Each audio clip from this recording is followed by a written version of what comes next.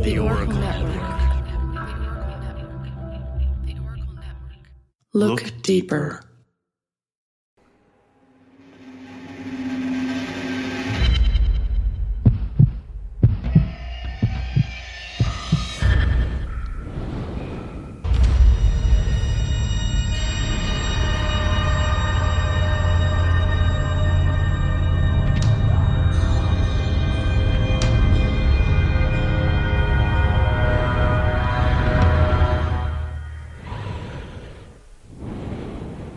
Yarby mateys, this is Brew Crime. I'm Mike. I'm Beck. And I'm Nina. Sorry, we're all laughing because Mike did his best pirate impression. Yes, this is a episode on piracy, so, walk the plank. Amazing. And whatnot. Yes. Whatnot, yes. Avast mateys, etc. Exactly. And whatever other pirate speak you can think of. Booty. Yes. Give me all your booty. Nina. A parrot.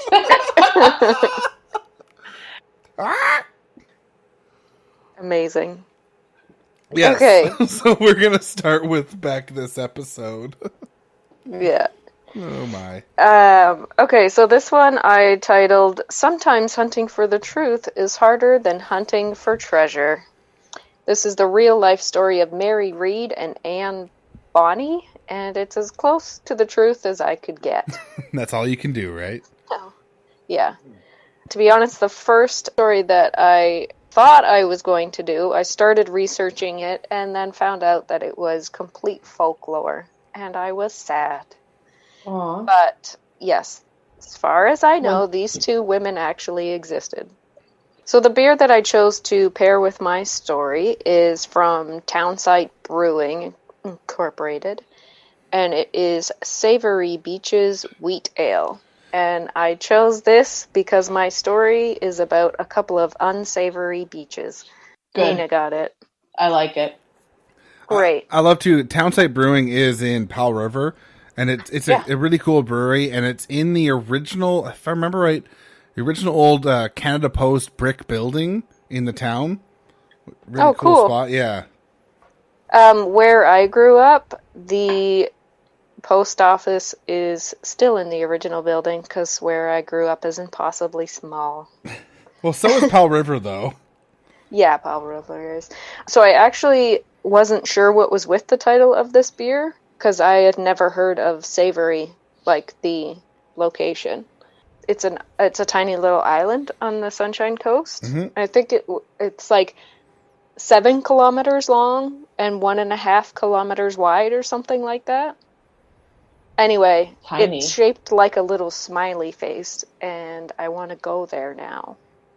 I just looked it up quickly, and the population of Powell River is 13,157. So that's drastically larger than where I grew up. Yeah, it's bigger than your area you grew up, but still pretty small. Look up population of Savory. Savary. About 100 people. Yeah. Yeah. It's so small. And there's like Airbnbs and stuff there. And it's just, it looks like if you looked up solitude or like calm in the dictionary, they would have a picture of this island. Yeah. That's what it looks like there. So the beer is from Townsite Brewing's Shoreline series, and it's called Savory Beaches Wheat Ale. It says it's an EZ drinking summer style. You can't use the letters EZ if it's Canadian. It doesn't work. Well, in defense, their head brewer is Cedric, and he's from Belgium. Do they say Zed? I don't know. I don't know either. That's an American, that you can get away with that if it's America. So I'm imagining what they're trying to say here is it's an easy drinking summer style. But it's an EZ drinking style. But yeah, in Canadian it says an EZ drinking summer style wit with orange peel and coriander for added zest. Coming in at a 4.3%, Savory Beaches is the perfect beer for your next staycation. No pavement, no services, Just feet in the sand, sun on your skin, bliss. The beers in this series are for days at the beach, however you choose to spend them. So, Nice. yeah. Here we go. Ooh, that's good. Really, for me, anything with the orange peel, coriander, any, like, haze, I love that. It's an EZ beer to drink. Any EZ beer to drink, yeah. I love me some EZ beer. Yar. Can you pick I don't out know, it's even... a fruit, a grain, something? It's even maybe a little bit caramel. See, I have the bad habit of comparing it to the last beer that I had, which for anyone listening was weeks ago, but for me was about a half an hour ago. Yeah, I'm not good at this game. But it's really good. Definitely recommend. I mean, we're definitely running out of the season that this is prime time for this beer. I got the last can, actually. Oh, nice.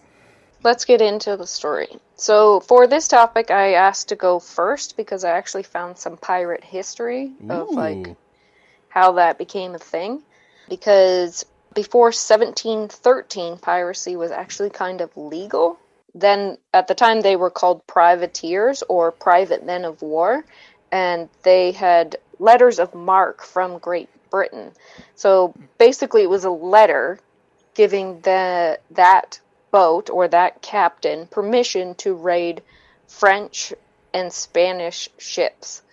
But when the war with Spain and France ended, the letters were no longer valid. So some of the privateers got new jobs, and some of them just liked the work that they did so much that they continued on with it.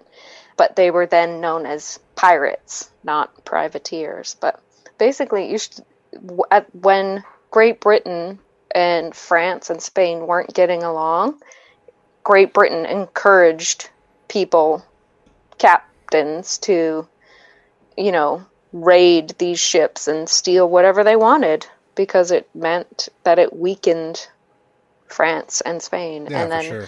When they were like, no, we're friends again, then you weren't allowed to do it. But so that's, up till 1713, it was fine.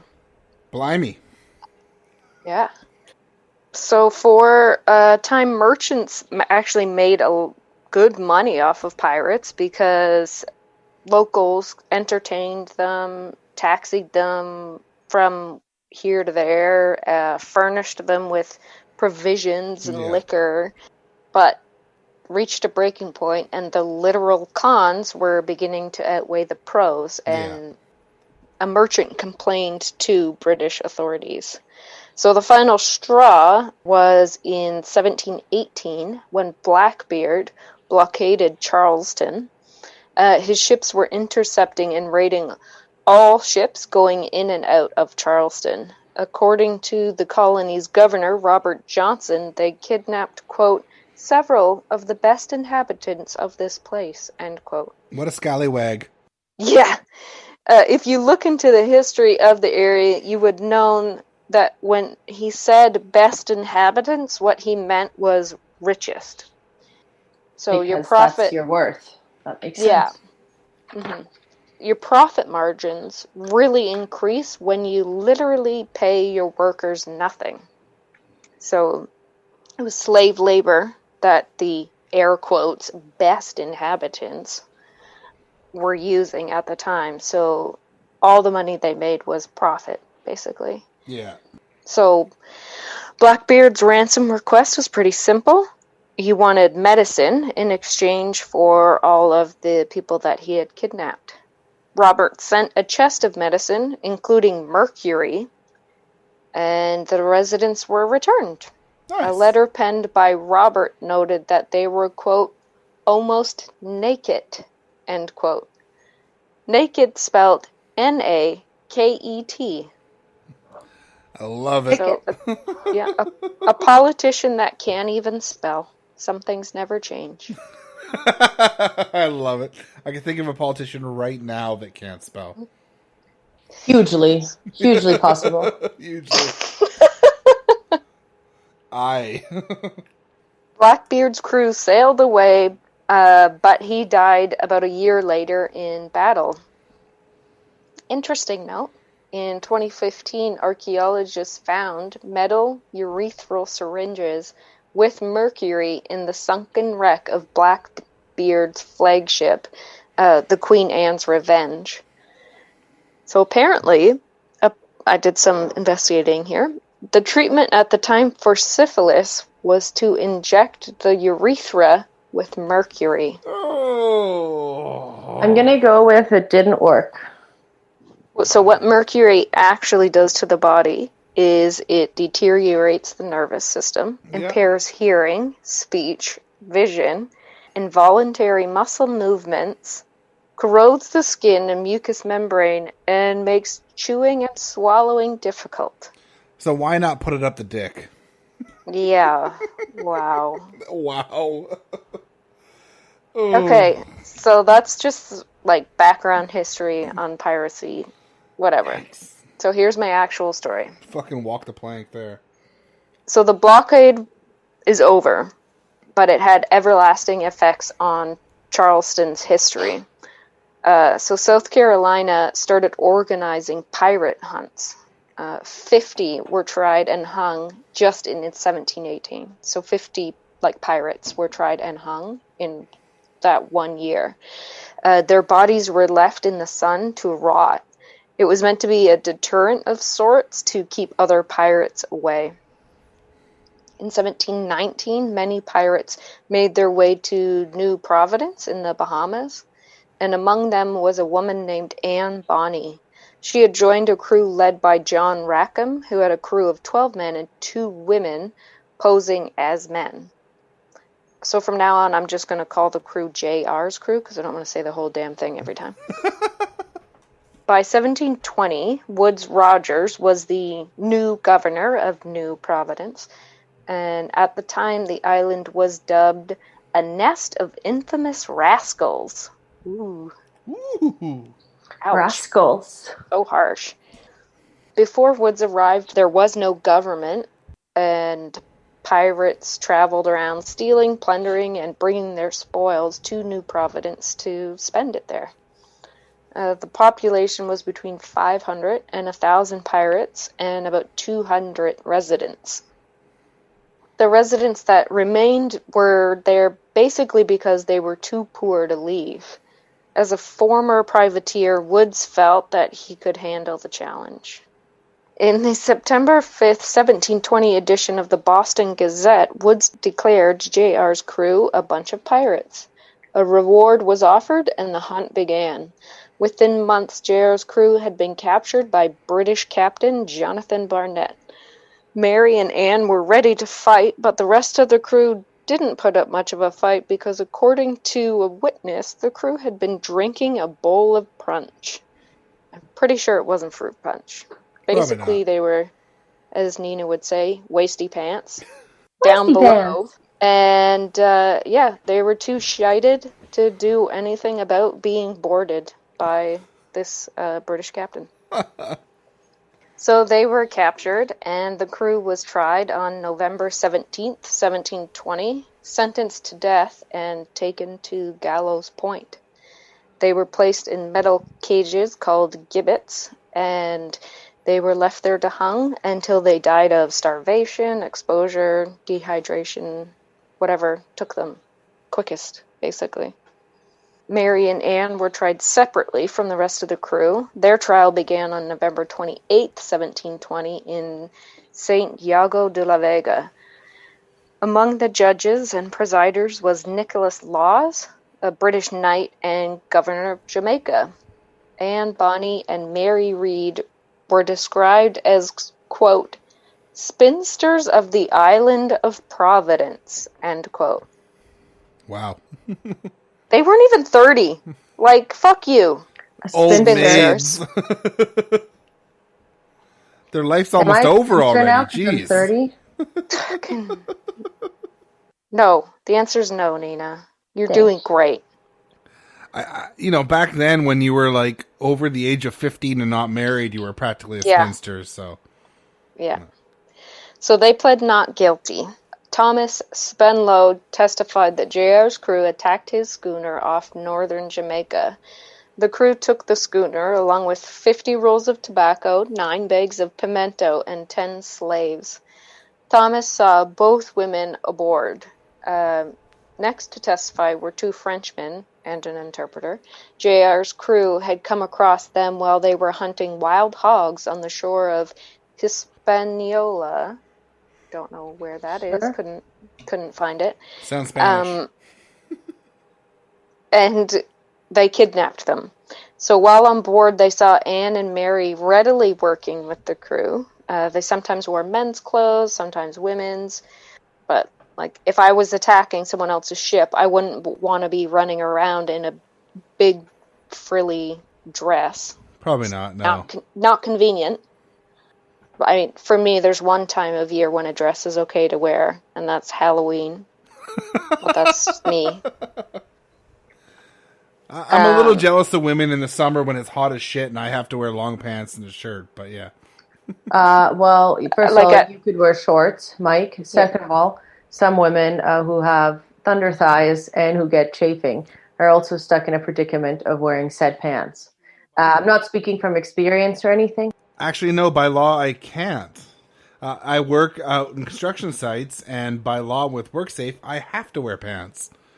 So okay, but I mean, like, you're talking work. Work doesn't count. At my work, I have to also wear pants. But also for unrelated reason, my thighs, I also wear pants.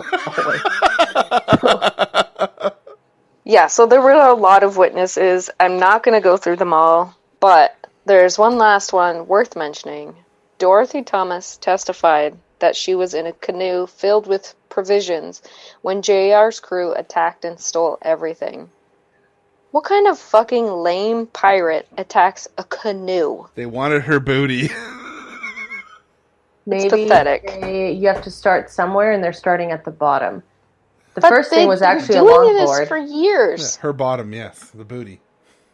So she told the court that Anne and Mary were dressed as men and carried pistols and machetes, but worst of all, they swore like men. Ooh swearing. Geez. Horrible. She told the court that even though the 2 were dressed as men, she could tell that they were women because, quote, by the largeness of their breasts, end quote. This is in the 1720 court records. Largeness of their breasts. Maybe they just had some sick man titties.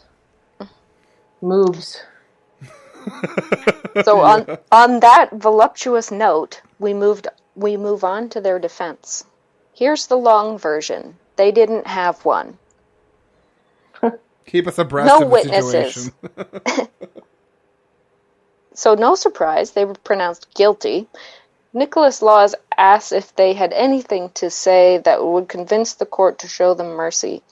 They both said no and were sentenced to hang until, quote, you are severely dead, end quote.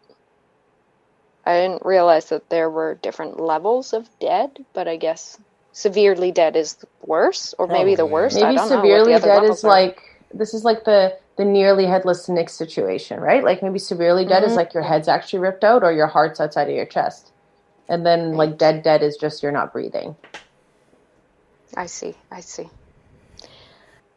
So I'm not sure if this proclamation of them being severely dead jogged their memory or if it was like a delay in the severity of the situation.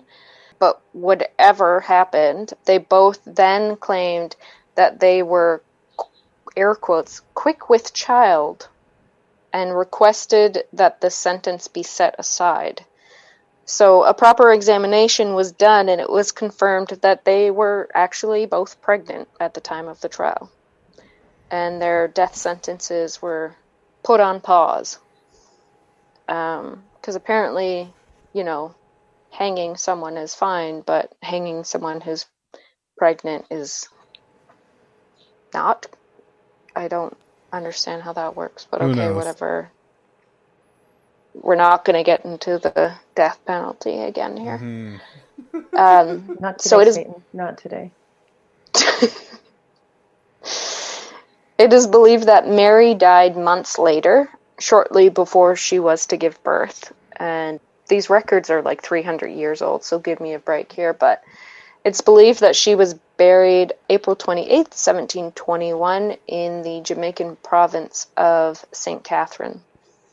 Anne, however, kind of just disappeared. There's no documented proof of the rest of her life, no record of her being executed, basically no mention of what happened after that time until 1724, when a book called A General History of the Pirates was published, and that was by Captain Charles Johnson. It was a wildly popular book, but, popular doesn't mean truthful, so even the author's name was false, but a pseudonym isn't really that uncommon, so that's easily forgiven.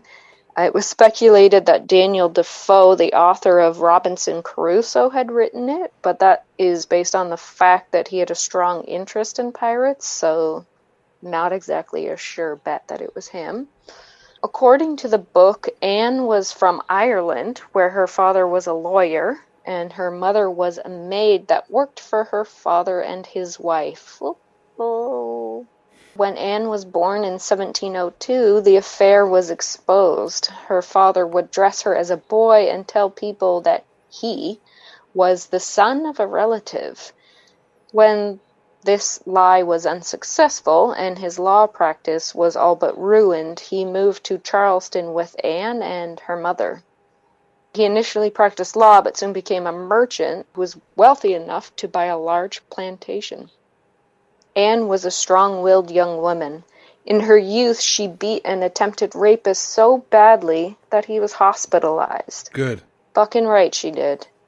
When she was 16, she avoided a marriage that her father had set up by marrying a sailor named James Bonny and sailing to the Bahamas with him. So earlier, Mike, when you were saying if you weren't married by the time you were 16, then that's accurate. Yeah. Because she was 15 at the time that she was supposed to marry this business associate of her father's. And it was part of a business deal. Yeah. And she was like, well, fuck that. Bye. No shit. So while she was in the Bahamas, she met John Rackham, and he swept her off her feet. She left her husband and ran off with John to become a pirate. He lavished her with gifts and excitement, but she soon became very friendly with another member of his crew. His name was Mark. John became enraged and threatened to cut Mark's throat.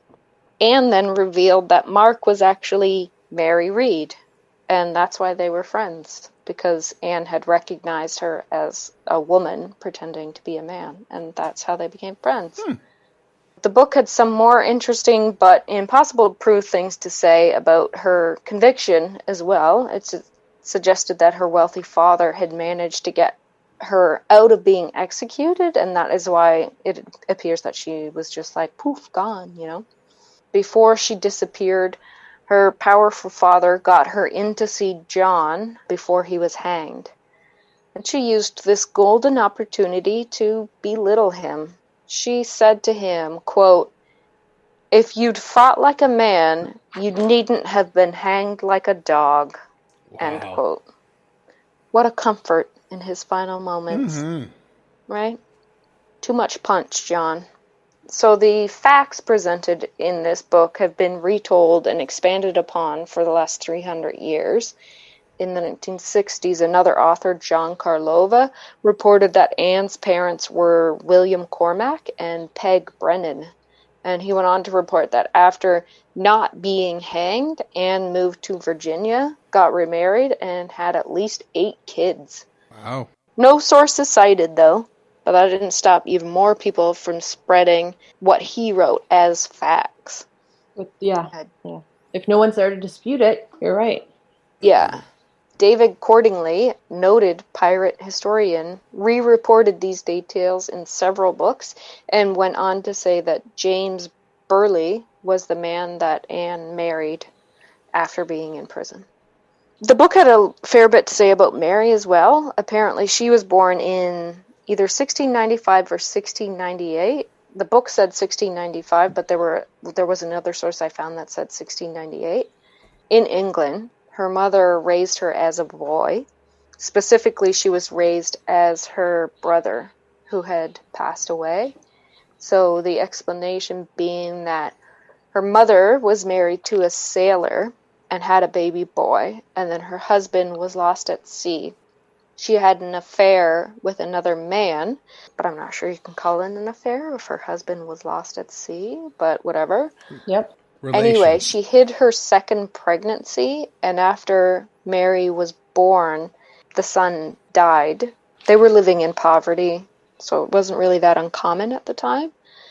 But her mother took this as trying to make the best of a bad situation. She pretended that the baby was actually the firstborn baby, and this was to continue to get the support from her mother-in-law.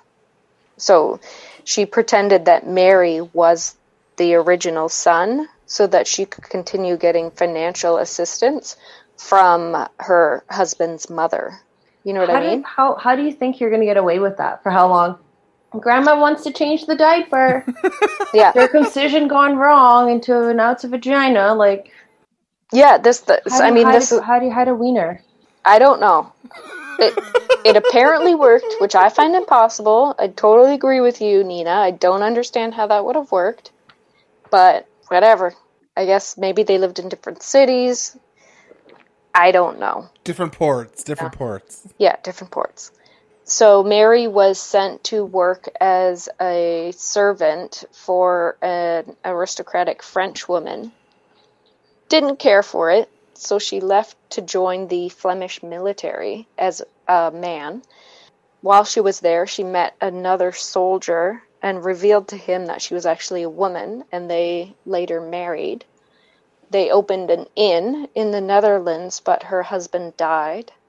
She once again realized that a single adult woman in the 1700s, not a lot of opportunities. So she started dressing as a man again and joined a merchant ship. That merchant ship was eventually raided by JR's crew. So she continued to pose as a man and joined his crew. And that's where she met Anne, who was already there with John. She's like white Mulan. So all this backstory information about like their beginnings and whatever is from this book, so I mean take it with a grain of salt. But while I was doing my research, I came across a picture of a bronze statue of Anne and Mary. It's called Sisters of the Sea by Eric Christensen. I couldn't find out where the statue is, and I couldn't find more than this one picture of it, and it's driving me crazy. So if anyone listening has any more information about this statue, like I even found a blog post about a woman who was looking for like another angle of the statue, any information at all. Couldn't find anything. It's bizarre. Like I've never tried to specifically look for something on the internet and you can't find it. Do you know what I mean? It's Maybe really it's not weird. there anymore. Yeah. So if anyone knows anything, feel free to send it my way. But that's Anne and Mary, Sisters of the Sea. Wow. Sea sisters. Cool. That's it. Aye, ye buccaneers, bring a spring upon her. Which is turn a ship in a different direction. Because why not? Why wouldn't that mean that? Because why not? Because there's all kinds of weird pirate words on this list. So one more quick pirating fact, as if 20 and 20 couldn't get more fucked up. In the first 3 months of 2020, there has been a 24% increase in pirate attacks and attempted attacks over the same period. So, like, 2020 is already effed for so many reasons. And on top of that, piracy is on the increase for the first time in years. Probably not a surprise. Piracy. Yeah. Unbelievable. Coronavirus, piracy, fucking forest fires, you name it, world's on fire, world sucks. Yeah, you name it, 2020's got it. Moths. Moss, yeah, Mothra is coming to Vancouver right now. Let's get into it. Unlike Beck's story, and Mike's story, which I haven't heard yet, but I'm going to just assume, I actually didn't talk about an actual pirate.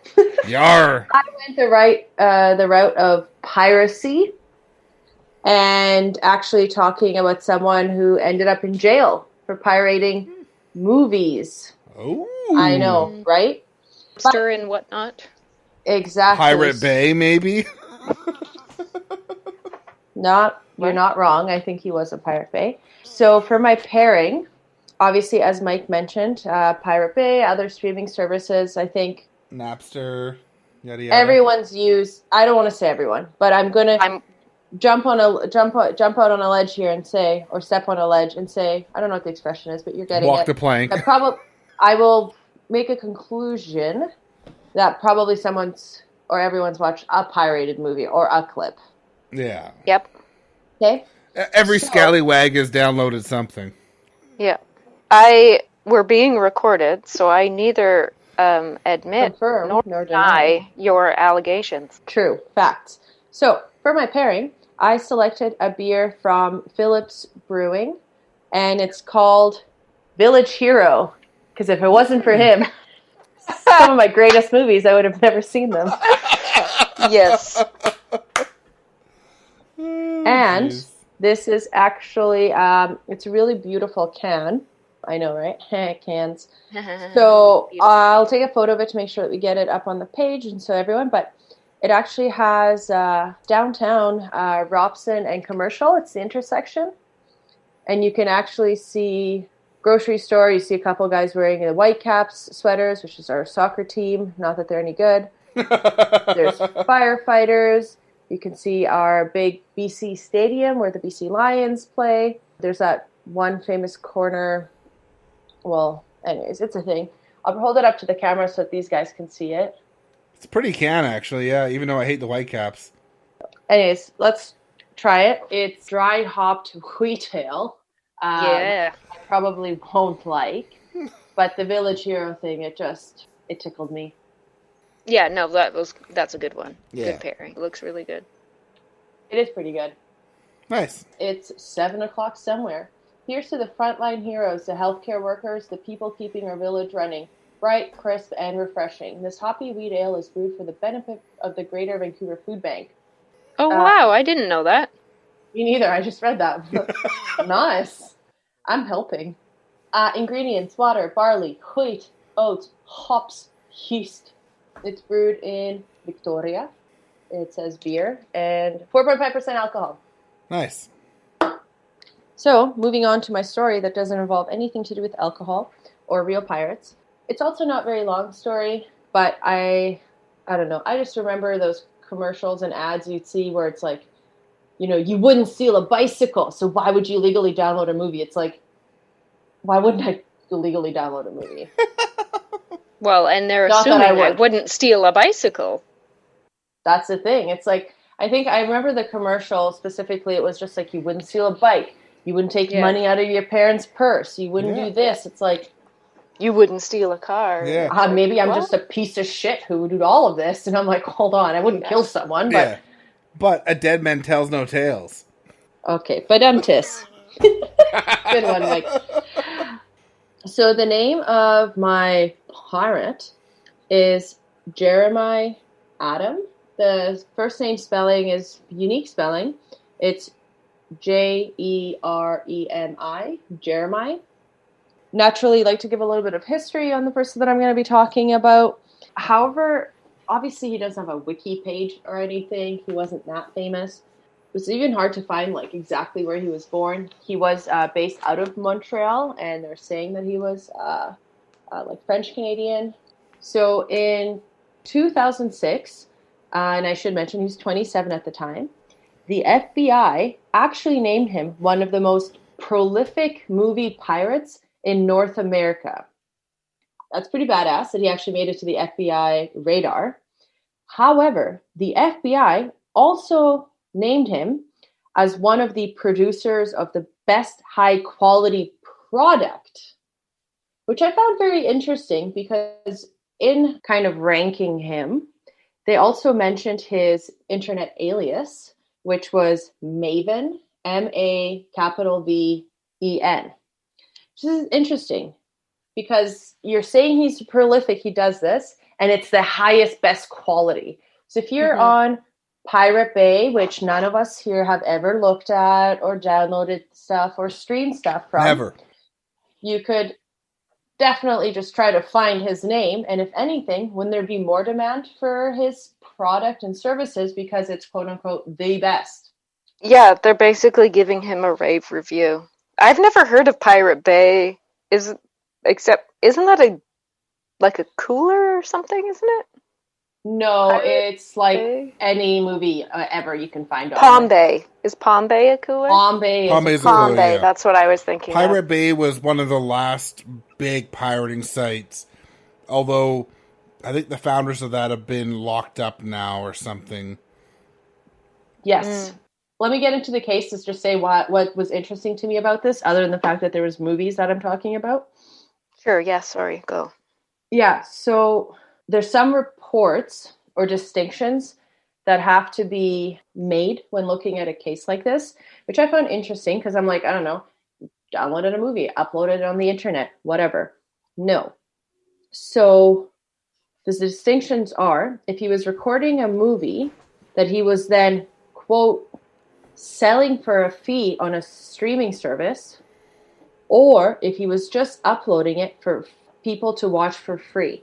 So there's a distinction in that. If he's doing it for notoriety or for being a village hero, hunch, nudge, nudge, to just make sure that everyone can watch the movies, or if he was doing it to make financial gain out of selling, essentially movie rights, movies that he obviously doesn't have, he's not accredited to or anything, or licensed to do. I did have some trouble finding, the distinction of if he was on one or the other. Most of the stuff that I saw is that he was on all of the things. Everywhere you could find his product. So his product is literally with like a camcorder in a theater. It's that first user experience. As I mentioned, he was actually arrested for this when he was taken to court and receiving his sentencing, which I'll get into. He wanted to make a point that he didn't make any monetary gain and that he did it just for notoriety, like I said, which I find hard to believe. He must have been obviously making some money out of it. But this is obviously what they're going with.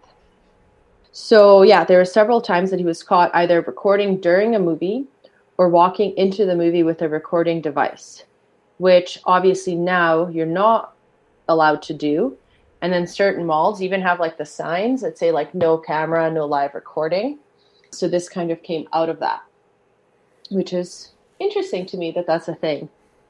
It's funny though, because it's like, are you going to stop me from bringing my phone in? I don't think so. Well, and with the quality of the camera on some phones now. Yeah, my phone is incredible for the video quality on it. But mine's not, but I know that is a thing that exists. I laugh. I actually went to the Sandwich Nazi, La Choucouterie in Langley, or it's part of Surrey, actually, I think. He just shut down this weekend for the last time, and he has a strict no phone policy. It makes me kind of laugh about that. Yeah. But I think that kind of like speaks to how technology has changed, right? Like I would say concealing a camera 20 years ago when it's, it would have been a handheld camcorder. Yeah, right? Yeah, so sure. I think it's a little bit different, and now they have like the little spooky little cameras where it's just like you can have a little Miss America pin or whatever she had, a Miss Congeniality, pin or record whatever. Everything. I remember when I was in my early 20s, a friend of mine was living in Japan, and he could email me photos from his phone, and it was like from the fucking future, because it was years before we had that here. Yeah. And it was just like the most crazy thing to me. And now I look at the quality of those pictures and they're ridiculous. You know what I mean? But at the time I was just like, how are you doing this? What is this sorcery? Yeah. So the actual law or the offense is known as the Copyright Act. The maximum sentence that he could have received was 6 months in jail and a $25,000 fine. Now, there's a bit of, I don't know if this is the right word, but I wrote conspicuous reporting. There's some weird conspicuous, reporting on why he was already in jail. So he ended up being sentenced for 9 weeks for this charge under the Copyright Act, which is important because he's actually the first person under that new act that was brought in by the legislation to actually be charged under it. Obviously, it's one of the things that's harder to prove, and they were able to prove that for him. Now, something that's interesting is I couldn't find what the other charges were, but for whatever reason, when he was charged for this, he was actually already in jail serving a sentence for another offense. I couldn't figure out what the other offense is, so my bad on that. Part of his condition is when you're already like in jail or in holding, they can either add to your sentence or just extend your current sentence. So because of time already served, he actually only had to stay 1 week in prison under this charge. Which, I mean, a week is still a lot for movies. A week, can be life-changing.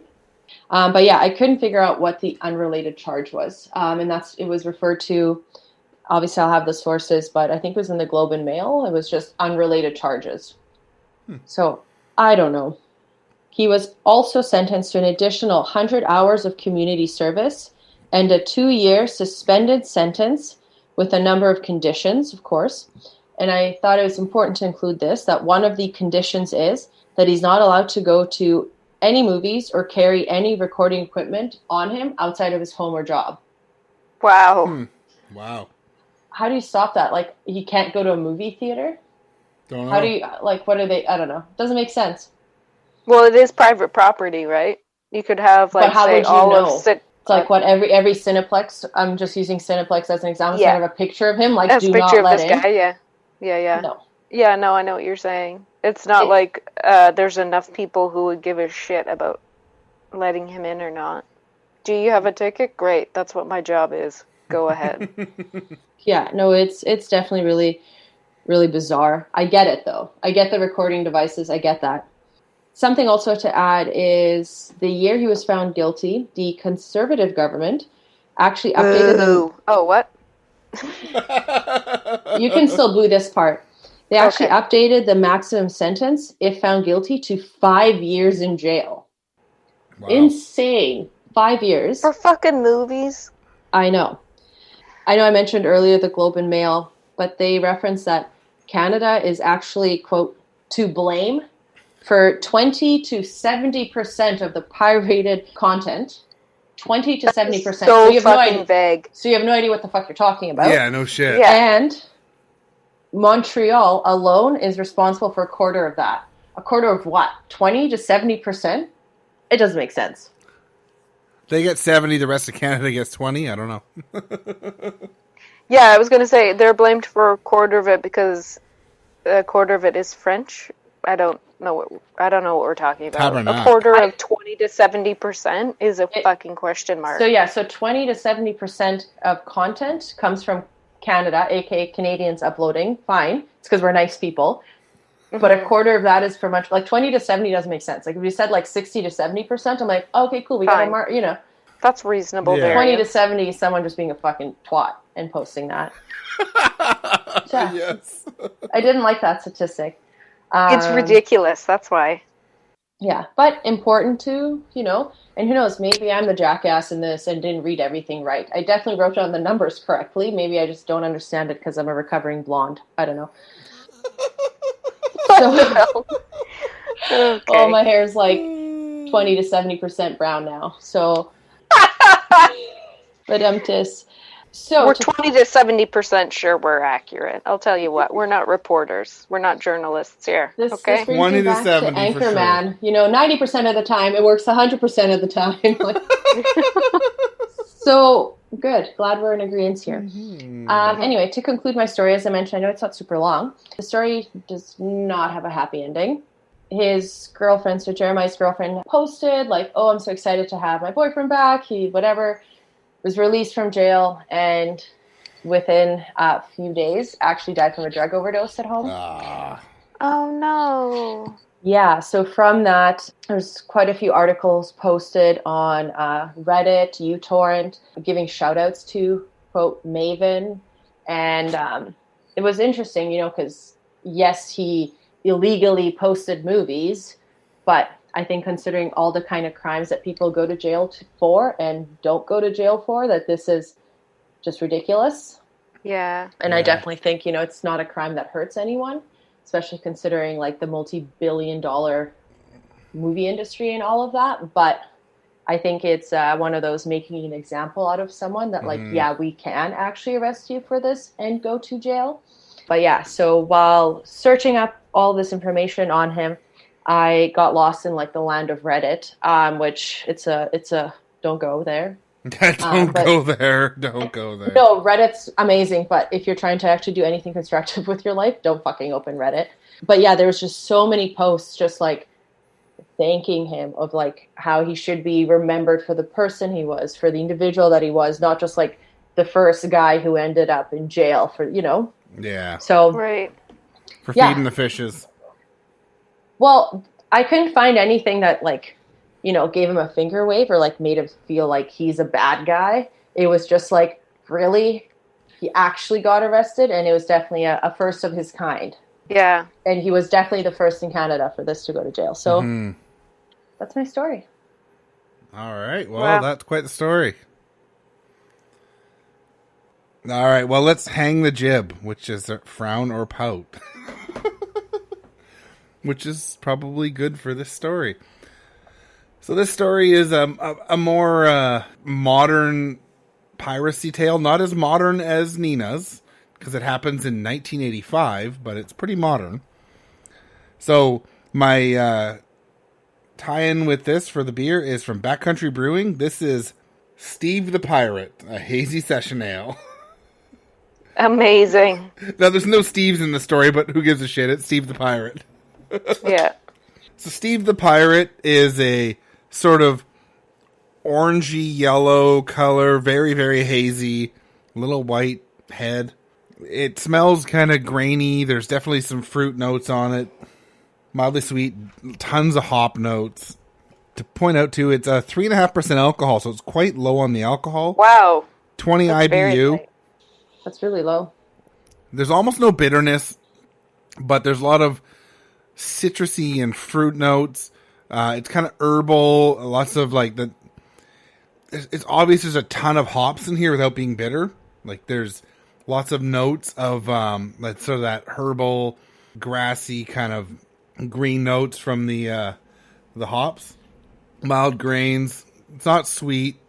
It's a good beer though. It's way tastier than 3.5% alcohol that it comes in at.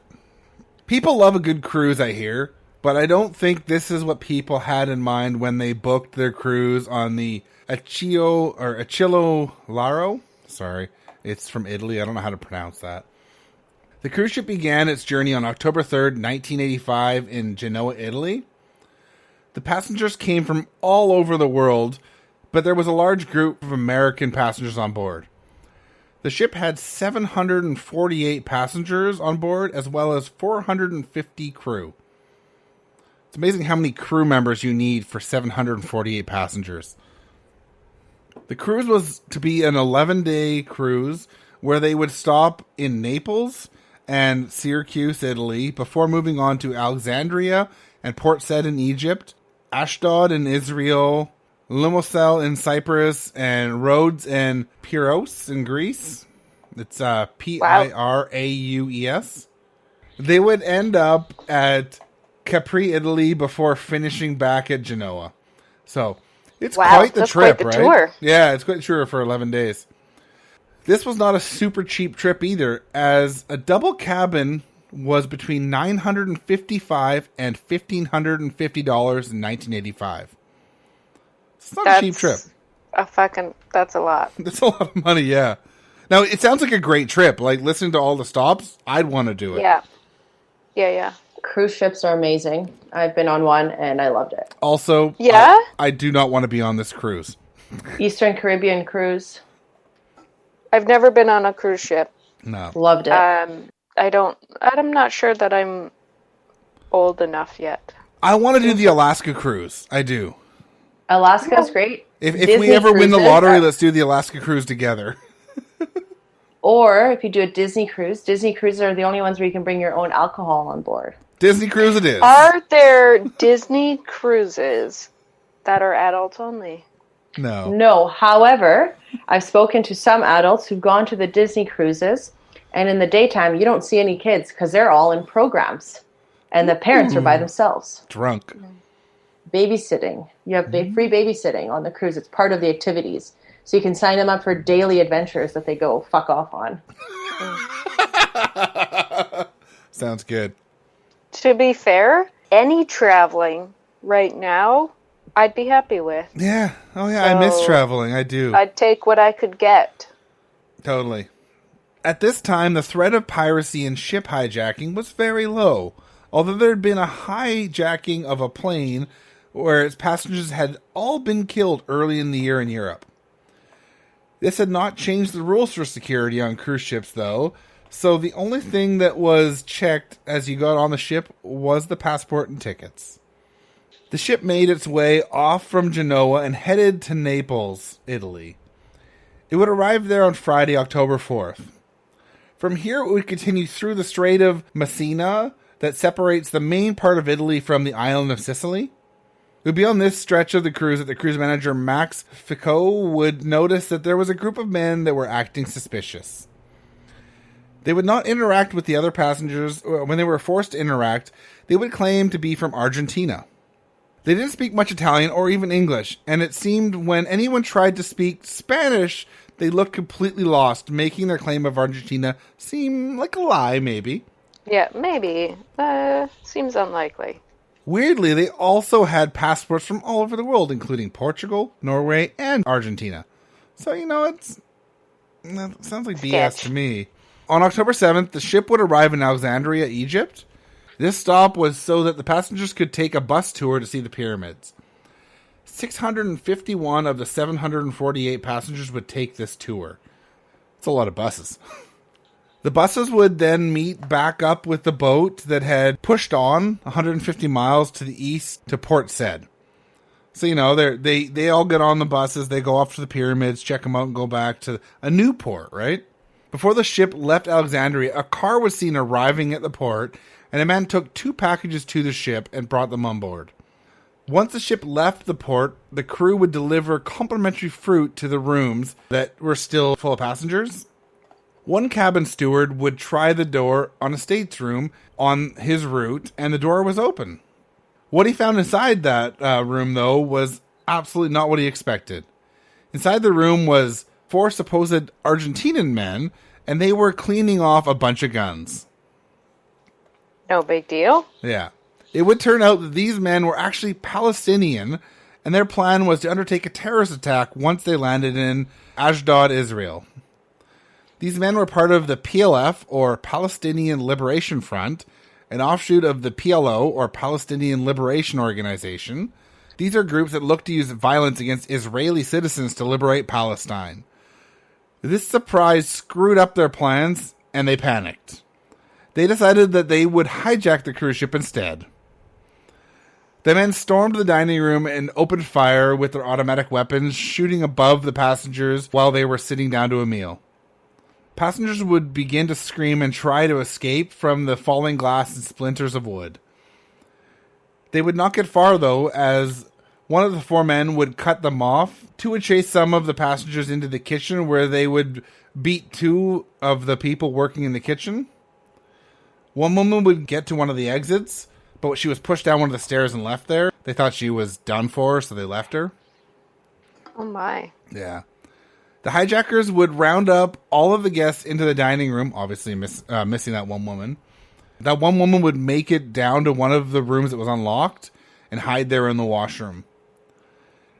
She was found 4 whole days later, and she lived off of only 2 apples that were left as that part of that fruit that was passed around to the people that were in the rooms. Mm-hmm. The terrorist pirates would order the entire crew to get back to their normal duties, but they were not to go anywhere near the hostages. The 4 men would claim that they were part of a group of 20 PLF fighters, but of course that turned out to be bullshit.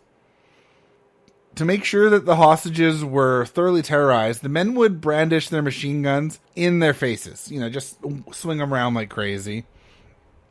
They would also threaten the people with grenades that they happened to have. They would pull the pins and threaten people with the live grenades. They would even pull the pins and make 2 of the women hold the live grenades. This could have been so dangerous as if either of the women dropped these grenades, they would have blown up. So they fell asleep or whatever. Right. Sometimes the hijackers would be horrible to the passengers. And sometimes they would be really seemingly nice, as they would help them out, like bring them to their stateroom to change into dry clothes because they were in a wet bathing suit or whatever. But overall, it was a pretty terrifying ordeal. The hijackers would demand radio silence from the crew.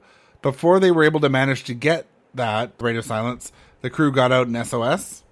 This call would be picked up in Sweden, of all places, and it was them that made the world aware that the Palestinians had hijacked the ship. It's kind of amazing how worldwide things can be. Like, this is down near Italy and everything, but Sweden is where the SOS was picked up. So, yeah. Can I tell you guys about one of my favorite commercials ever? And It totally matters for this. It's totally relevant. Do it. So I was in a communications course, and it was just about having the right people available in the right positions because of how important communication is. Here's the example where it's a German Coast Guard who gets an SOS, save our soul, whatever, an alert. Goes, Mayday, Mayday, we are sinking. Mayday, Mayday, we are sinking. The Coast Guard goes, who's German, what are you sinking about? And then it cuts out scene because communication is important. And I swear to God, when someone says sinking, I go, sinking about. And this is perfect. So it's good that Swedish people had the appropriate people for communication available to be like, oh, real pirates? Yeah, exactly. Yeah. So anyways, there's my story for the day. It was now getting late, and the terrorists brought the people up to the promenade level and gave them all blankets, as this is where they would have to spend their evening. At least they ordered the kitchen to send up food for the hostages, so, it wasn't so horrible, but it was still pretty bad. This is also when the passengers on their trip to the pyramids realized that there was an issue, as their boat was not in Port Said at 10:30 p.m. They would lie to those passengers up until 1:30 a.m.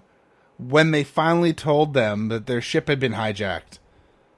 It's like, imagine that. Like, you have no fucking idea what's going on with the ship that you're supposed to be back on from 10:30 p.m. to 1:30 a.m. So little did anyone know that they were steaming off to Syria. The Americans, finding out that this ship was hijacked and had passengers from the U.S. on it, jumped into action.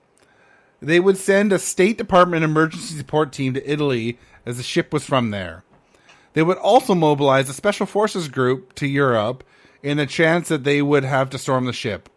This group would be made up of Navy SEAL Team 6 members, Army Delta Force, and Brand X, the Air Force Special Forces. This would be stationed in Cyprus at a British base in that country. Italy would get on the phone with the countries that had passengers on the boat, as well as the countries Egypt, Syria, Jordan, and Tunisia. The U.S. would also contact all these countries in the Mediterranean and ask them to deny access to their ports to the ship. This was for 2 reasons. They would keep them in international waters, as well as keep them away from media cameras. The government in Italy would then contact the PLO and demand them publicly state if they were involved with this hijacking. The leader of the PLO, Yasser Arafat, would condemn the hijacking and went as far as to offer to help in negotiating a peaceful end to this ordeal. I'm sure you probably have heard the name Yasser Arafat before. Yes. Yasser Arafat would send 2 men, Hani al-Hassan and Abu Abbas to negotiate with Italian and Egyptian authorities. The PLO representatives in Cairo, Zodi al-Qurdar, would join the men in negotiations with the PLF members. Sorry if I fucked that name up, but I'm bad at names. Things would get ugly on the ship on the morning of Tuesday, October 8th, as the pirates would demand that all Americans and Jews identify themselves. Oh, wow. Yeah. Because the passengers would not tell the terrorists what their nationality was, they took all of their passports. They would single out 12 Americans, 6 British dancers, and then a couple other. An elderly couple was singled out, and the terrorists demanded to know if they were Jewish. When they would admit to the fact, the man was knocked over and beaten repeatedly. The 20 passengers that were pulled aside were moved upstairs to the top deck. Well, all but one of them was moved up, as he was in a wheelchair. Leon Klinghoffer could not make it up the stairs, and his wife tried to stay with him. She was forced to leave him, as the terrorists said they would get him up to the group. These passengers were forced to lie on the deck, and the terrorists laid out a bunch of containers around them that they claimed were full of fuel. This way, they could use the threat of shooting a container and making it explode into flames. My God. The ship would arrive in the waters of Syria at 11 a.m., and only now did they break radio silence. Yeah, it's quite the setup, isn't it? Yeah. Seems very extreme. Yeah. They would request permission to dock in Syria at the port in Tartus, and would demand that a Red Cross person should be sent to the ship. So I guess they wanted to bring someone on with medical treatment. I don't know. They would also demand that British and American authorities be sent to the ship. They would go on to state that they were PLF, and that if the Israeli government didn't release 5 Palestinians being held in prison, they would start killing hostages. They finished with the threat, quote, "We will start executing at 3 p.m. sharp." Syria would consult with Americans and Italian authorities right away, and after that they decided to not respond to the request. When 3 p.m. came and there was no response, they decided to kill Leon Klinghoffer, the wheelchair-bound man. He was likely picked because his wheelchair made him harder to move around the ship, but also he gave the terrorists some trouble at the beginning of the ordeal. He kind of was mouthing off at all the terrorists, the pirates. Which is a good thing. Yeah, not for him, but yes. To top it off, he was not only an American, but also Jewish. Liam was shot twice, once in the head and once in the chest. He would die instantly, and he would then be tossed over the railing of the ship and into the water. They would then toss his chair over also. After Liam... God. Yeah, I know. And I don't really mention it in the story, I don't think, but supposedly when the ship arrived at the end, there was a streak of blood down the ship from him being thrown overboard. After Leon was murdered, the terrorists took his passport up to the bridge, handed it to the captain, and said, "Boom, boom." After that, they would pass a second passport to the captain and say that she was next to die. The captain was ordered to tell the Syrian authorities that the PLF members had murdered a passenger. The only response they got back was this: "Go back to where you came from." With Syria being a bust, the terrorists would tell him to turn to Libya. Before they could make it to Libya, though, they got a message that would change their plans in an instant. Abu Abbas, one of the PLO members, had been trying to get access to the Egyptian naval radios, but had no success, so he tried something different. He called into an Arabic language radio station in Cyprus under the name Abu Khalad and asked the station to broadcast a message to the ship. This message in Arabic was that the ship was to change course back to Port Said right away, make sure that all the passengers were treated well. The one terrorist would recognize the voice of Abbas and excitedly tell the captain to change course to Port Said. Abbas would later also get access to the naval radios and relay the same information to the terrorists using the same false name. He would also speak to the captain of the ship, quote, "We are truly sorry because we didn't intend to hijack you, but our situation was such that we had to assume the control for several hours." De Rosa, the captain, replied, I am familiar with the situation, and I understand it well. We understand the Palestinians' aspirations, and for that reason, we are with you. So he was just trying to, try to make it go smoothly on the ship, right? I don't think he was actually saying that he agreed with them, but you've basically you got automatic weapons in your face, right? You're going to try to play nice. Yeah. This radio contact would be picked up by Israel, though, and they would get a hold of the President of the United States, Ronald Reagan, and let him know that Abbas was the mastermind behind the terrorists. Yes, the guy that was sent to help negotiate. This would put the U.S. Special Forces troops on high alert, as they didn't want a repeat of the murders of TWA Flight 847 earlier in the year. The U.S. would let Italy know that they had planned to storm the ship, but Italy would protest because the ship was from their country and they thought it was better that they negotiated at the time. The people involved didn't realize that any of the passengers had been murdered at this time, though. So, kind of makes sense. They were going to kind of play with them. Egypt would begin negotiations with the PLF members. They would put Abu Abbas in charge of those negotiations. Seems legit to me at this point because they thought they were working in good faith. The PLO, via Yasser Arafat, would request that the men were sent to them for prosecution, and the Egyptian president would pledge to turn over the hijackers to the PLO. This was all with the caveat that the passengers would be released unharmed, and they even dropped the request for the prisoners to be released. So this part is a quote from Wikipedia. The PLF issued a statement from Nicosia, Cyprus, apologizing to the passengers for the hijacking. The aim of the operation was not to hijack the ship or the passengers or any civilian of any nationality.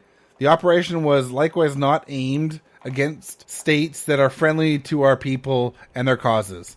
The mission was to travel on an ordinary sea journey to Ashdod harbor in occupied Palestine, from where our comrades were to proceed to a specified Israeli military target and reply to the war of extermination and terrorism against them, and to avenge the martyrs of the Israeli raid on Tunis. So, yeah. Our comrades were compelled to take control of the ship before reaching the specified target. We wish to mention that the course towards Abad port was the result of the situation and the confusion into which the squad fell. This is back to my story now. On October 9th, at the wee hour of 7:30 a.m., the Achille Lauro would drop anchor just off the shore of Port Said. A small boat would be sent toward the ship with Abu Abbas and Hanai al-Hassan on board to negotiate with the terrorists, as well as some Italian and Egyptian officials. Yes, the man behind the terror plot in Israel was on board doing the negotiating. They would make it look good, and the PLO would claim a victory for getting the terrorists to agree to let the passengers go with only two demands. They demanded that the ambassadors from the US, Italy, West Germany, and Great Britain would visit the ship, and that the PLF members were given safe passage off the ship. The USA and Great Britain ambassadors would flatly deny the request, as they do not negotiate with terrorists. The Americans almost stormed the ship with their Special Forces task force, but the ship would move into Egyptian waters from international waters after the captain, under duress, stated that, I quote, "I am the captain, I am speaking from my office, and my officers and everybody is in good health." So, lied with a gun to his head. Yeah. The ambassador for the US and British would never agree to the PLF terrorists being released to the PLO for trial, but the Italian ambassador would sign off on it, and the West German ambassador was neutral. Because of this, the Egyptian officials would allow the hijackers to leave the ship. Once the governments involved knew of the murder on the ship, things changed, and Italy demanded that the men were extradited to their country. But Egypt was in a hard place. Egypt had a peace treaty with Israel, and they wanted a justice, but also Egypt had to keep the peace with fellow Arab states, and Israel had bombed a PLO headquarters in Tunis just the week before, and it had killed Tunisian citizens. The Egyptian president also didn't want to hurt its diplomatic and foreign aid from the U.S. The president would claim that he sent the PLF members to the PLO before he had heard that there had been deaths on board, although this was a lie, as they were still in Egypt well after the news broke. A politician lying? Oh, I know, Never. right? Never happens. The men would be put on a plane with security and the PLO members, including a boss. They were put on an Egypt Air jet for Tunis, but they would not make it to their destination. The U.S. Navy would begin the process of finding the Egypt Air plane. It's not as easy as it would be today, as radar only showed planes' location, but not their ID numbers. So F-14 Tomcats, Grunham A-6 Intruders, Northrop Grumman EA-6B Prowlers, and E-2C Hawkeyes were launched to search for the plane. So not a Navy plane. They ran dark and flew by radar. When they thought they had their plane, they got real close, and by that I mean within 15 feet of the tail, and read the ID numbers. Wow. And they finally saw that they had an Egypt Air plane, and it was actually the right one. It's like 15 feet from a fighter jet. That's crazy. Yeah, it's crazy, right? Straight up like Top Gun flying against a commercial airliner. You could say it was Mission Impossible. Yes, you could. No. The plane would ask to have clearance to land in Tunis, and they'd be denied. They would then try Athens and also get the no-go. This is when the U.S. naval aviators would patch into the plane's radio. They would demand that the plane divert to Sigonella, Italy. The pilot would refuse that order, though. This is now when the F-14s would turn on all their lights and order the pilot to divert. And this is when the pilot suddenly realized that they were surrounded by warplanes. It was a comply or be shot down situation, so the pilot decided to follow the orders, although he asked the fighter jets to back off a little bit so he could maneuver, as commercial jets just don't maneuver like fighter jets. Obviously. Yeah, no. Flying wing to wing with the fighter jets, the plane would touch down in Italy. The U.S. Special Forces would arrive soon after the plane landed, and this would start an international incident as the Italian government wanted the terrorists and the Americans didn't want to give them up. After much negotiations and the fact that the Italian military had orders to open fire if the Americans didn't hand over the prisoners, they were handed over to Italy. This operation by U.S. military against the Egyptian plane would hurt in the relations between the two countries, and it also broke international law. On October 15th, 1985, the body of Leon Klinghoffer would wash up on the shores of Syria, partially decomposed, but with a bullet hole in the skull. In the end, 3 of the 4 terrorists would get prison sentences of 15 to 30 years, and the 4th, who shot Leon, was given the longest sentence. 3 other Palestinians would be charged, including Abbas, to life sentences in absentia, as they had escaped using diplomatic papers. On a side note, the Achille Lauro, or whatever it's called, would only last another decade as it sank after a fatal fire on December 1994 off the coast of Somalia. So no pirates that time, but yeah, that's my story of the cruise ship that was taken over by pirates. Crazy. Yeah. Yeah, it's one of the only cruise ships, too, to be taken over by pirates because it's hard to take over a cruise ship. So many people. Well, it's not just so many people. It's the passenger decks are so high up, and a lot of the pirate ships are such little ships that it's hard to get up to the passenger decks. And a lot of cruise ships nowadays have like water cannons to shoot at pirates, Mm-hmm. and it's hard for them to like get grappling hooks up or whatever. Right. And I would just never want to be in this situation. As international laws change, it's getting easier for these cruise ship companies now to hire outside security forces with guns. Because for a long time, it was illegal for these cruise ships to have armed security. So now there's also the possibility of hiring armed security with guns to shoot back. But yeah, that's my pirate story.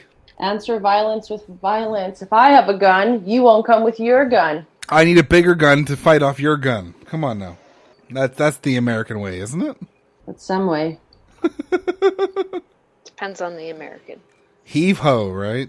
All right. Well, thanks for tuning into our episode. If you want to find us on social media, you can go to Brew Crime. If you want to email us and send us any kind of recommendations or whatever, brewcrime@pacificbeerchat.com.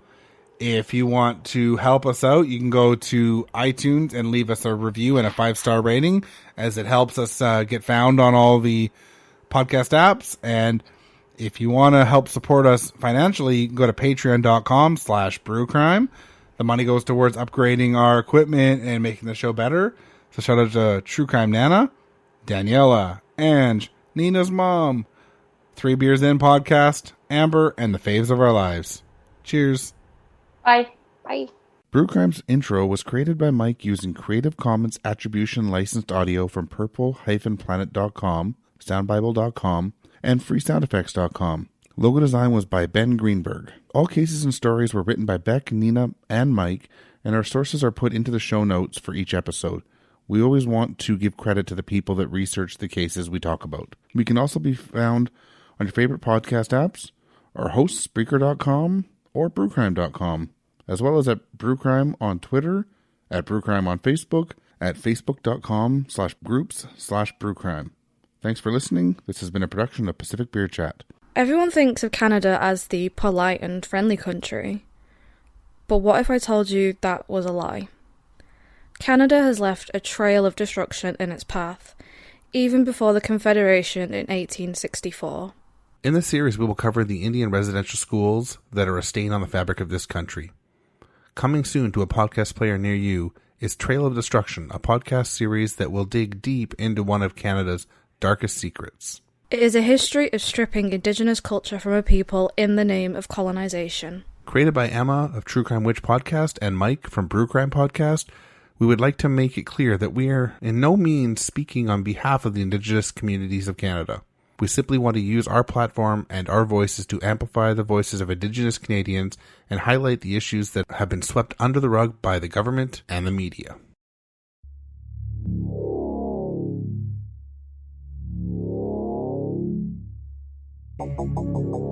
Hey listeners, if you're tuning into this show, 1, you have good taste, and 2, you might enjoy another show that we host called Death by Champagne, the podcast here to keep you up at night. I'm Mackenzie. And I'm Olivia. We have topics in all realms. From the reality of true crime to the depths of the occult, we have dozens of episodes to binge that range from hair-raising scares to infuriating miscarriages of justice. We've covered everything from the origins of Satan to the crimes of an unidentified serial killer in our hometown of St. Louis. Other episodes include tales of unsolved mysteries, murder investigations, disappearances, cold cases, hauntings, folklore, and people in history that are stranger than fiction. In Season 3, you can join us for a true crime book club, giving in-depth coverage on cases living in the darkest corners of our bookshelves. Our first multi-part series is on the crimes of Gary Ridgway, focusing on his family, victims, and survivors. So grab your cat keychain, surround yourself in a salt circle, lock your doors, and unlock that phone. Hail Satan! And pop some bottles.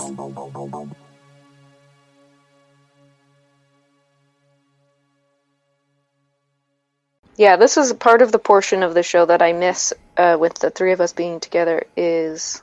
Nina trying the beer and hating it? Yeah, exactly. That and Mike being able to give accurate descriptions of the flavor profile, because I'm just like, you know what this tastes like? Good. Nice. You know? Take a sip and try to give me like one descriptor other than good. In the September 5th night... Nope. You all right, Mike? Yeah, I'm good. Yar. I broke him officially. We've broken Mike. I've been broken for a while.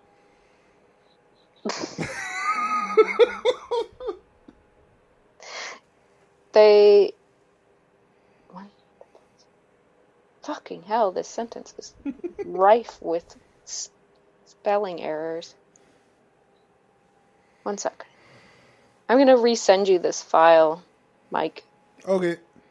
Okay. Back to Anne was a strong-willed young woman in her youth. No, sorry, 1 sec. The number What'd you say, Mike? Like a white Mulan. I don't actually remember that story, so Mulan, the movie? I saw it like once forever ago. We just watched the new one that Disney put out, the new acted one. It's pretty good. Cool. The live action, yeah. Yeah. She was a woman who hid the fact that pretended she was a man and fought in the Chinese army and based on a real story. That's the extent of what I remember about the one I saw. Yeah, it's based on a true story where she actually, like, fought for the Chinese army, and then, it finished, and she went home and then killed herself because, didn't want to bring dishonor on her family. Now, of course, Disney didn't cover that. Yeah, I was going to say, that doesn't sound like Disney. Hold on, but that's the real story. But in the Disney one, she didn't kill herself. No, in the Disney one, like, she came home and her father was proud of her, and the emperor praised her. But I've watched all of them. I've seen the live action twice. Is it on Disney Plus? Yes, it is, but it costs extra. Okay. It's an extra $35. Okay, no, that's not happening. If you wait till like October or November, it'll be just part of Disney Plus. I think they said December. It'll be first week of December. Okay, I don't even have Disney Plus. But... It's worth the $35. I thought $35 wow. one time. Well, if you hear me out, right? Like, we were going to go see it in a movie theater, but then with COVID, we actually got a notification from Cineplex that the movies are all being canceled, and we got a refund. I would have spent that anyway to go watch it in a theater, and then plus popcorn, plus drinks, and all of that. Right. So, yeah, and I just went and saw one of the new movies. Oh, sorry, I went and saw one of the new movies at the drive-in in Aldergrove, and for two people in a car, it's $30-ish anyways. So that's insane. Not really. They only have like 100 and something cars, so they got to make their money somehow. Otherwise, they can't afford to get the movies. Oh, shoot, where was it? I've got a list of pirate terms. Oh, dear. Yeah, all right. Aye, Buccaneers. Where was it? Blow down the hatches. All right, let's go. Okay, I'm going to go grab my stuff. That wasn't even the one I was looking for, but I lost it. I'll be right back, too. Bring up a Springer. Or, no. Oh, fuck. What? There was something I forgot to include in my story. Well, why don't you say it now and we'll add it in? Ah! Yeah, I have to find it. Give me one quick second. I know where it is. No worries. We'll add it, and then we'll put my stupid pirate talk, and then we'll move on. I like stupid pirate talk. Okay, I've got it. I think we're also okay without you talking like a pirate anymore. Walk the plank. You can. I've been enjoying it, but that's just me. Yeah. Swab the planks. Swab the plank? Isn't that the saying? Swab the deck. Swab the deck. Walk the plank. Walk. Yeah, there we go. Swab the deck. I'm not a fucking pirate. Come on now. No. So, speaking of pirates, splice the main brace. Sorry? Splice the main brace. No, I don't. That has something to do with a sail, maybe? No, pass a round of drinks out to the crew. Oh, that sounds good. That's right on point Say with the podcast. Say it in English, goddammit. I read that without knowing what it meant, and that actually really ties in. Yeah, say it in Canadian. EZ. Hey, give me some drinks, man. Or, give me some drinks, bud. So, oh god, my nails are really long, so I can't grasp it. That's my bra, sorry. What the hell just happened? My screen froze, and then you said, "That's my bra." Oh, I lifted my shirt, and I didn't realize I lifted it over my sports bra. Don't worry, I'm not wearing a real We'll cut bra that part, but that's fucking hilarious. I'm pretty sure Mike knows what bras looks like. It's fine. I know, I just don't want people to think in my leisurely time I actually wear real bras with wires and shit. Anyways, this is a beer. Let's get back to that. It looks gorgeous. It does, yeah, it does. And so does the beer. Wink. Yar. No, but seriously, are you comparing it to the Old English, though? Because that's not... I really can't compare it to anything. The Old English can't be compared to anything other than, like... You know what I can compare it to? Do you guys compost? Yep. Yeah. You know when you have, like, water left at the bottom of the compost bin because your food's been sticking there too long? That's how I feel about the oldie right now. Oh, no. Okay, good few, because I was like, this beer shouldn't taste like that. Yeah, filtered vomit? Is that what you're talking about? Like swass. Yeah. Oh. Anyways, I'm going to read what it says on this can before I get into you were saying my story. this beer ties into Whitecaps, which is great, because pirates, Whitecap waves, you know, like, I'm not that smart, Mike. Like, let's get honest. Not there yet. I tried to find out a bunch more information. Huh? That's really weird. Yeah. It kept autocorrecting it to, like, Jeremiah, as in, like, Jeremiah, which is not the word I'm looking for. So... One quick thing. That red foam makes it look like you have a large piece of Lego in front of you. Kind of does, doesn't it? Yeah. But it takes the whoosh of the fan out, which is nice. The plan is, when we can all sit in the same room again, I'm going to be making up a little frame of this stuff for you, Beck, because your mic is always quieter than everyone, and it'll stop the rebound of our voices with your mic. Yeah, I know. I'm so quiet. I can't tell you how sore my throat is after we record, because I'm just not accustomed to talking this much. I believe it. It's a workout. I believe it. This is my quiet voice. I believe it too. I'm in the middle. Nina, I was looking for Harry Potter Lego. Yeah. Because I love both of those things. It's so expensive. It is. Lego in general. Canadian Tire. Okay. They have sets between like $20 and $50. Really? I was literally just looking at some. I've seen used sets on Facebook Marketplace, and it's like the Hogwarts Castle. Yep. $300. Oh, that just splashed all over me. That's what she said. I was literally biting my tongue on that one. All right, let me just take a picture of that. What is... Oh, wait. There's a lot of head on this, and head in pirate talk was potty or toilet on a pirate ship. So. Ew. That's British, though. Hit the head, right? Means go to the bathroom. It's also pirate talk. All right. Pirau. Nope, I can't speak. Well, you're not even trying to speak. You're just dictating letters. Yeah, I know, and I can't do it. Any guesses, Nina? Say that again, please. Piraeus. Perot? Perot? A-U-S? Peros? A-E-U-S. Yeah, that's the problem. All right. And Rhodes and Pyros in Greece. Who knows how to spell that? Who knows how to say that? Could never figure it out. There's no internet to figure that out. Let's just move on from here. Yeah, let's move on. Yeah. In retrospect, we probably should have looked it up. Nah, fuck that. Nah. They didn't speak much Italian or even English. It seemed as... damn it. It seemed damn it. Yeah, it did. On October 7th, the ship would arrive at On October 7th, the ship...